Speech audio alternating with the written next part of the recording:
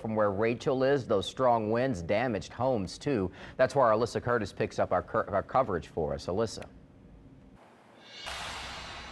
Yeah, Brandon, I'm here on West Bank Expressway and Sadler Avenue, and I'm here with a gentleman who is one of those without power. This is Mr. Adib. Mr. Adib, thank you for joining us. You were talking to me about what you heard early this morning with some of those loud and really strong winds. Can you explain what you heard? Yeah, I heard loud and strong winds swirling around, but I'm kind of accustomed to it because we have an open field here and a lot of room in the yard, and wind does swirl around.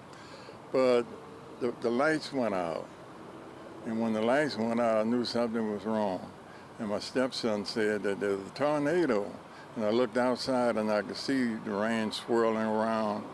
And it didn't last very long, but the lights went out, and that seemed like a very long time. So it was quick, but it's done a lot of damage. We see that one of your trees has partially come down. Well, yeah, the tree, it broke the tree limbs down and came down on the power line and pulled the panel box off of the house.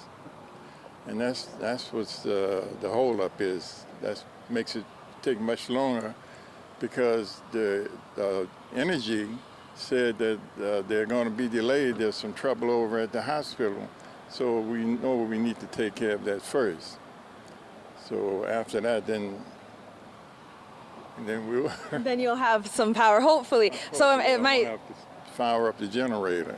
So it sounds like, yeah, it might take a little bit for them to come out here and assess the damage. It seems like we were at the house earlier when the tree fell on the house, and it seems like the winds and the storm kind of made a straight line here to your house as well. You mentioned your next steps as you have some other damage as well. You have to wait for them to come out here and assess before you come out here and pick it up yourself. Right. I wanted them to come and give me the clearance on the electricity, make sure it's okay for me to be out and about in the yard cleaning up and assessing all of the damage. I noticed there's damage on my storage shed roof. A quarter of the roof is off. And I have a broken window in the back and some loose siding. But overall, you know, it could have been a lot worse than what it is. So I'm not too discouraged about what I see. All right, well, thank you so much for speaking with us. Please stay safe.